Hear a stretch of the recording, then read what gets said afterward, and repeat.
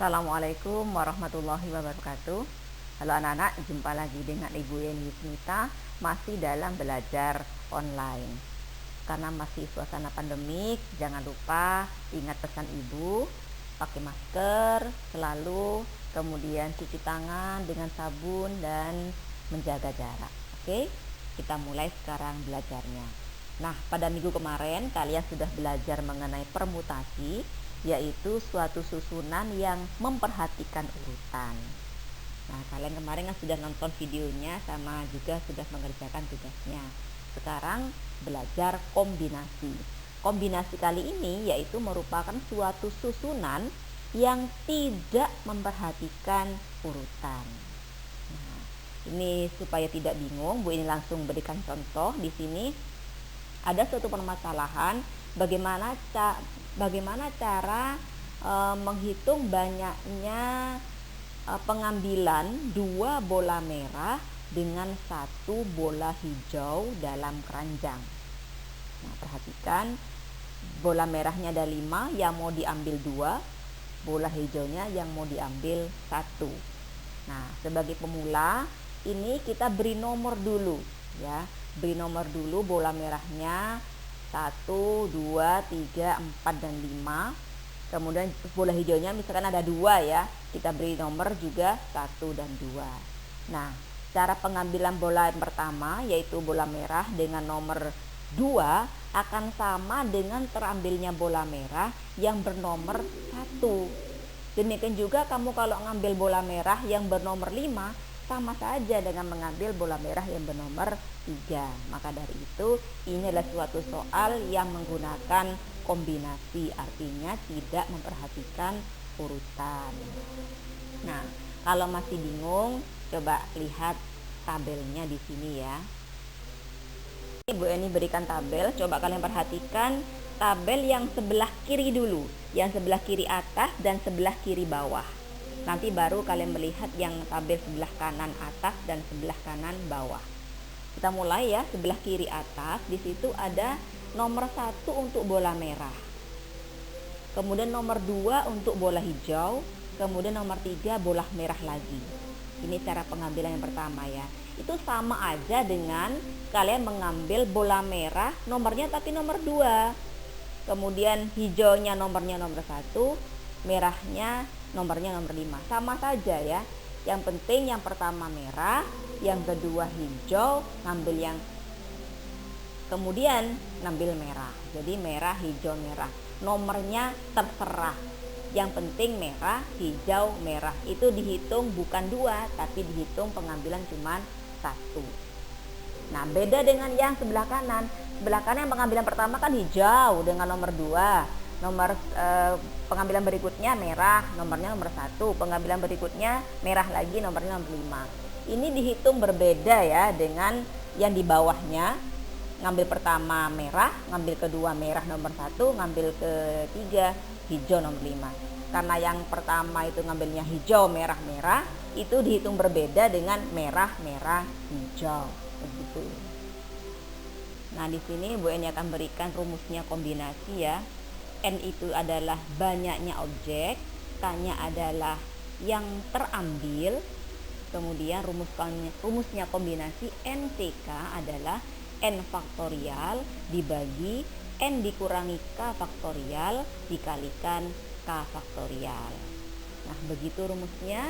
Nanti kalau kalian masih bingung mengenai rumus ini, nanti ada contoh soal dan pembahasannya mengenai kombinasi. Nah, di sini Bu Eni akan jelaskan dulu perbedaan antara permasalahan, permutasi, dan kombinasi supaya kalian tidak bingung soal-soal yang mau diselesaikan dengan permutasi ataupun soal-soal yang akan diselesaikan dengan kombinasi. Nah, ini perbedaan antara permutasi dengan kombinasi. Kasus pertama yaitu Bu Eni berikan soal mengenai kasus permutasi dalam suatu panitia. Ini akan dibuat pengurus ya, terdiri dari ketua, wakil ketua, sekretaris, dan bendahara. Jadi ada ketua, ada wakil, ada sekretaris, ada bendahara. Ya, kemudian di situ kandidatnya ada 10 orang. Ini kalau misalkan ketuanya adalah A, wakilnya C gitu ya, atau ketuanya Untung, wakilnya Fadli. Ini kan tidak bisa dibolak-balik. Jadi Untung di depan, Fadli yang di belakang kan tidak boleh ya. Jadi ini harus memperhatikan urutan. Kalau ketuanya Fadli berarti Fadli ditulis paling atas begitu ya. Lain halnya kalau Untung paling atas. Kalau Untung paling atas berarti kan Untung ketuanya. Kalau Fadli ditulis paling atas berarti kan Fadli ketuanya. Jadi ini kan memperhatikan urutan. Maka dari itu soal seperti ini masuk dalam ruang lingkup permutasi. Beda halnya dengan masalah kombinasi. Coba kalian perhatikan di sini. Ada 6 buku akan dipilih dari 5 buku matematika, 3 buku fisika, serta 4 buku kimia. Ini buku matematika kan acak saja buku matematika kelas 10 misalkan. Kan sama saja buku matematika yang mana, yang penting buku matematika kelas 10. Ini kan tidak memperhatikan urutan begitu ya. Jadi ini termasuk masalah kombinasi. Nah, Bu ini ulang sekali lagi untuk kesimpulannya, bahwasannya untuk permutasi itu dipakai untuk suatu kasus atau permasalahan yang memperhatikan urutan. Contohnya tadi adalah pemilihan ketua, wakil, sekretaris, bendahara. Nah, seperti itu kan harus urut begitu ya. Atau dalam pemilihan peringkat pertama, peringkat kedua, peringkat ketiga, dan seterusnya itu juga harus urut. Nah, kita menggunakan permutasi. Sedangkan untuk kombinasi ini dipakai untuk menyelesaikan permasalahan yang tidak memperhatikan urutan. Contohnya tadi adalah pemilihan bola secara acak, atau pemilihan buku-buku matematika kelas 10, buku fisika kelas 10 begitu ya. Itu kan buku matematika kelas 10 mau buku matematika yang mana kan sama saja. Atau bola juga begitu. Kita menggunakan penyelesaian dengan menggunakan kombinasi. Oke ya. Sekarang Bu Eni akan berikan contoh dan pembahasan soal-soal kombinasi. Nah, perhatikan di sini ada 7 orang murid perempuan dan 3 orang murid laki-laki. Jadi 10 totalnya ya. Dari kelas tersebut mau diambil perwakilan secara acak, yaitu sebanyak 3 orang gitu ya. Secara acak sudah sebanyak 3 orang. Nah, sekarang pertanyaannya bagaimana banyaknya cara terpilihnya kalau 3-3-nya perempuan. Nah, ya di sini pembahasannya yang mau diambil tadi kan 3 acak, 3 murid acak gitu ya. Kemudian jumlah murid perempuannya ada 7. Berarti otomatis secara banyaknya terpilih 3-3-nya perempuan, yaitu N-nya 7 dari total murid perempuan. Kemudian yang mau diambil adalah 3. Berarti N-nya 7, K-nya 3. Kita selesaikan dengan cara kombinasi, yaitu 7C3. Sekali lagi N-nya 7, K-nya 3. Kita menggunakan rumus kombinasi yang tadi ya. Coba kamu cek lagi rumusnya.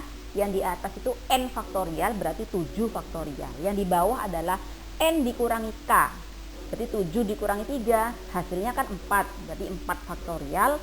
Kemudian K faktorial, K-nya K3. Berarti otomatis 3 faktorial di sampingnya. Kemudian 7 faktorial kita uraikan, yaitu 7 dikali 6 dikali 5 dikali 4 faktorial.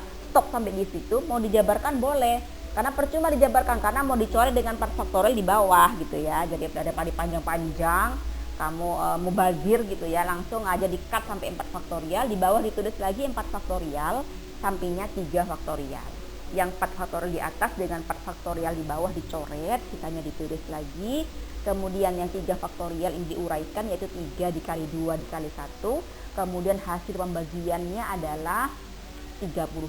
Jadi banyak cara terpilihnya 3 orang, 3-3-nya perempuan adalah 35. Jadi jawabannya adalah B. Kalau demikian anak-anak, contoh dari kombinasi. Untuk contoh soal yang lain kalian bisa browsing di internet, banyak contohnya ya. Jangan lupa tugasnya dikerjakan dengan baik. Bu ini akhiri sampai di sini. Wassalamualaikum warahmatullahi wabarakatuh.